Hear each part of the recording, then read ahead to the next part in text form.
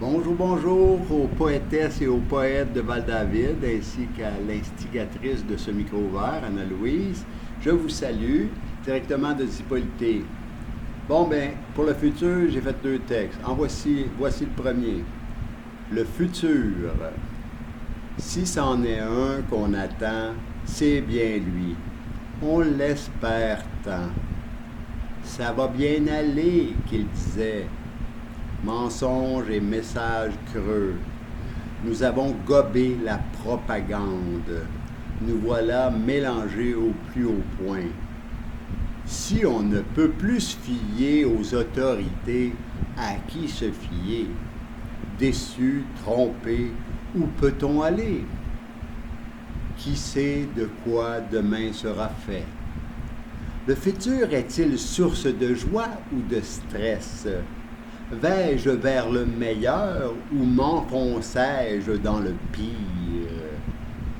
Connaîtrai-je les lendemains qui chantent? Que de questions oiseuses, poisseuses. On a beau imaginer ce qui pourrait arriver, ce ne sont que pensées emberlificotées par trop de possibilités, car tout peut arriver. Alors, qu'en sais-je? Quelle perte de temps de se pencher sur ce futur si incertain. J'avais prévu de faire ceci, j'ai fait cela. Je pensais que ce serait difficile, ce ne le fut pas.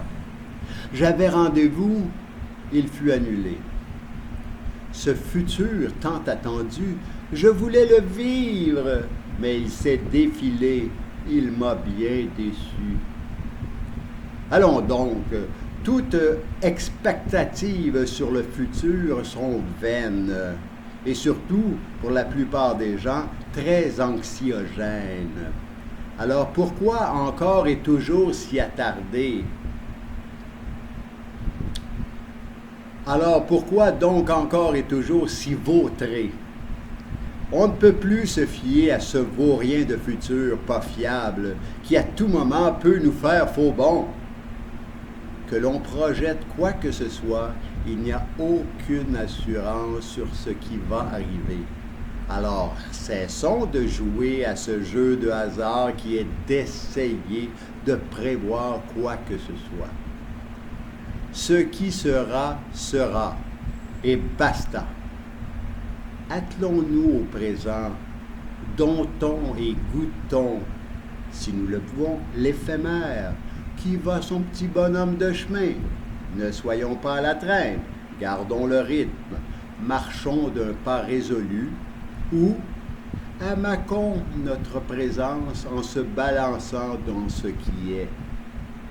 Nada más, rien de plus. Ce n'est pas le temps qui cause problème, c'est notre présence qui, quelquefois, nous fait défaut. Par paresse, par indifférence, par habitude, nous laissons le temps couler, s'écouler, et nous oublions de goûter cette douche rafraîchissante du temps qui passe, immanquablement, inexorablement. Et ce n'est pas ce phénomène propre à la troisième dimension qu'il nous faut décrier. On a beau se révolter contre l'éphémère qui nous tic-tac à toute heure, l'impermanence fait partie du jeu. C'est le fait d'être incarné qui cause problème, car dit incarnation dit disparition assurée. Et c'est là que le bas blesse. On veut bien jouer, mais on n'aime pas. Que dis-je? On refuse la fin inévitable. Mais ce n'est qu'une question de perception. Changeons notre vision. Nous éliminerons nos peurs et nos appréhensions. Ouvrons-nous à d'autres dimensions. C'est alors que le jeu en vaudra la chandelle, que nous brûlerons par les deux bouts. Jouons le jeu, nous nous en porterons que mieux. Brillons de tous nos feux. Le fait d'être multidimensionnel nous donne des ailes.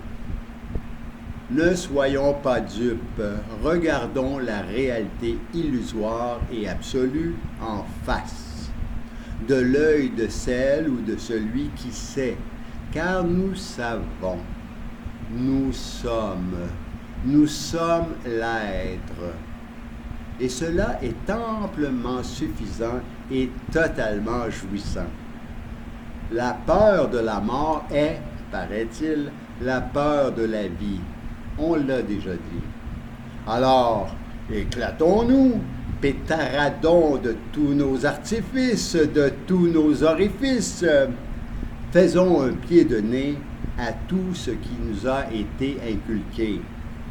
C'est le temps du grand ménage, au rebut ce qui nous ne sert plus.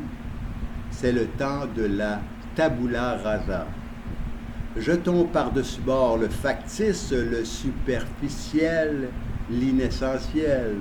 Plongeons dans notre cœur, goûtons au bonheur pour un futur meilleur.